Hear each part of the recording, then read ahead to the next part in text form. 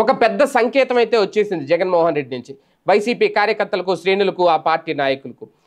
వైఎస్ఆర్సీపీ 2.0 అంటే మళ్ళీ వైసీపీ అధికారంలోకి 2029లో వచ్చిన, 28లో వచ్చిన జగన్ విశ్వరూపం చూపించబోతున్నారు అనేది. 1.0లో ప్రజల కోసం ఆయన కష్టపడ్డారు, సంక్షేమ పథకాలు అందించే దిశగా కృషి చేశారు. ఈసారి మాత్రం జగన్మోహన్ రెడ్డి విశ్వరూపం చూపించబోతున్నారు. 2.0లో తన పాలన ఎలా ఉంటుందో చెప్పను, చేసి చూపిస్తాను అంటున్నారు. అయితే ఇది రెండు, ఒకటి సంక్షేమం, అభివృద్ధి రెండు సైమల్టేనియస్గా చేయాలి అనేది ప్రజలందరూ కోరుకుంటారు. సమాంతరంగా రెండు అవ్వడం సాధ్యమవుతుందా? అభివృద్ధి లేదంటే సంక్షేమం రెండు అనేది.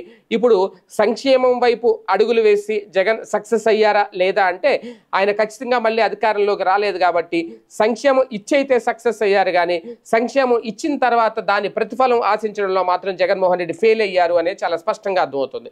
జగన్మోహన్ రెడ్డి ఫెయిల్ అవ్వలేదు అని అనుకుంటే మళ్ళీ 2024లో అధికారంలోకి వచ్చిండేవారు.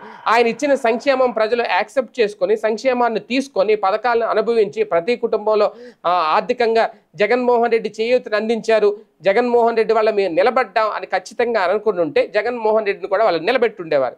అంటే ఇక్కడ సంక్షేమం అనేది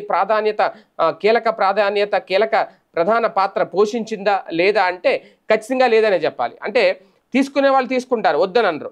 కాకపోతే తీసుకున్న వాళ్ళు కూడా ఇది ఎందుకు అనుకున్న వాళ్ళే ఎక్కువయ్యారా అంటే ఖచ్చితంగా అవునని అనిపిస్తుంది. ఇప్పుడు కూటమి ప్రభుత్వం ఇస్తున్న పథకాలు చూస్తూ ఉంటే, ఇచ్చిన హామీలు చూస్తూ ఉంటే ఎవరు ప్రశ్నించట్లేదు. మాకెందుకు ఇవ్వట్లేదు అని ఏ ఎమ్మెల్యేని నిలదీయట్లేదు, అడగట్లేదు. ఇచ్చినప్పుడే తీసుకుంటాంలే అన్నట్టుగానే ఉన్నారు. కానీ జగన్మోహన్ రెడ్డి ఇచ్చినప్పుడే తీసుకుంటాంలే అని ఎదురు చూసేలాగా చేయలేదు. ఆయన రాగానే మొత్తం పథకాలన్నీ అమలు చేశారు. నవరత్నాలు ఆల్మోస్ట్గా 98% ఆయన పూర్తిగా అమలు చేశారు. వచ్చి రావడంతో మొదటి ఏడాది ఒక్కొక్క కార్యక్రమాన్ని అమలు చేసుకుంటూ వెళ్ళారు. కానీ కూటమి ప్రభుత్వం ఇచ్చిన సూపర్ 6 హామీల్లో ఇంకా 2 మాత్రమే అమలైనవి, ఇంకా 2 పెండింగ్లో ఉన్నాయి.